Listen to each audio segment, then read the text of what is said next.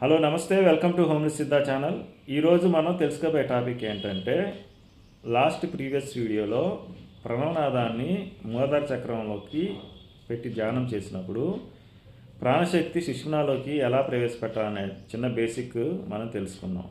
ఈరోజు ఏంటంటే, ఇలా ప్రవేశపెట్టినటువంటి ప్రాణశక్తి తనకు తానుగా ఊర్ధ్వముఖంగా ప్రతి చక్రాన్ని దాటుకుంటూ ఆటోమేటిక్గా ఆజ్ఞాచక్రం దగ్గర లయమైపోతాయి. ఇప్పుడు కాన్సెప్ట్ ఏంటంటే, ఇక్కడ 3 పాయింట్స్ ఉన్నాయి. ఫస్ట్ పాయింట్ వచ్చేసరికి గ్రావిటీ పాయింట్.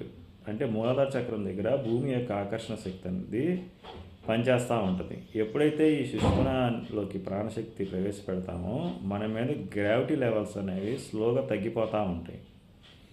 ఇలా తగ్గిపోతూ ఉన్నప్పుడు బాడీ అనేది ఎయిర్లోకి లిఫ్ట్ అవుతుంది. యోగులందరూ గాలిలోకి లెగుస్తున్నారు అంటే ప్రధానమైనటువంటి కారణం ఏంటంటే, మూలాధార చక్రంలో ఉన్నటువంటి ఆ ప్రాణశక్తిని పరిపూర్ణంగా ప్రవేశపెట్టినప్పుడు తన యొక్క దేహము గాలిలోకి లెగుస్తుంది. ఎందుకు లెగుస్తుంది అంటే, భూమి యొక్క ఆకర్షణ శక్తి తన మీద పనిచేయదు. ఆ పని చేయకపోవటం వల్ల ఏం జరుగుతుంది అంటే, ఆటోమేటిక్గా వాయువులోకి గాలిలోకి పైకి లెగుస్తారు.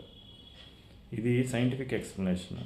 తర్వాత సెకండ్ పాయింట్ వచ్చేసరికి అనాహత చక్రం ఏదైతే ఉందో అది కన్వర్షనల్ పాయింట్. అంటే ఈ ప్రాణశక్తి విస్ఫోటనం చెంది అది ఏమవుతుందంటే శక్తిగా మారి ఊర్ధముఖంగా ప్రయాణం చేసి థర్డ్ పాయింట్లో ఉన్నటువంటి ఆప్టికల్ పాయింట్ ఏదైతే ఉందో ఆజ్ఞాచక్రంలో అక్కడ లైట్ ఎనర్జీగా కన్వర్షన్ అవుతుంది.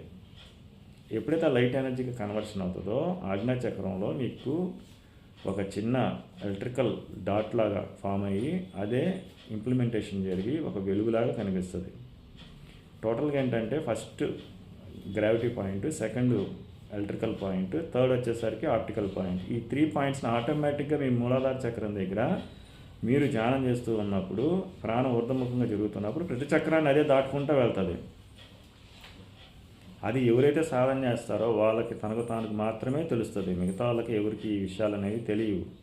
ఆటోమేటిక్గా అది ఊర్ధముఖంగా ప్రయాణం చేస్తూ ఆజ్ఞ దగ్గర స్థిరమైపోయింది. మీరు ప్రత్యేకంగా అనాహతం దగ్గర కానీ ఆజ్ఞ దగ్గర కానీ మీరు మనసు లగ్నం చేసి ధ్యానం చేయాల్సిన అవసరం రాదు. ఎప్పుడు వస్తుందంటే ఈ స్టెప్పులన్నీ బాగా ఒక లెవెల్కి వెళ్ళినప్పుడు, ఎప్పుడైనా బ్లాకేజెస్ ఏమైనా ఉన్నప్పుడు మాత్రమే అనాహత దగ్గర కానీ ఆజ్ఞ దగ్గర కానీ మనం మనసు లగ్నం చేయడం అనేది జరుగుతుంది. ప్రతి ఒక్కళ్ళు ఈ పాయింట్ తెలుసుకోండి.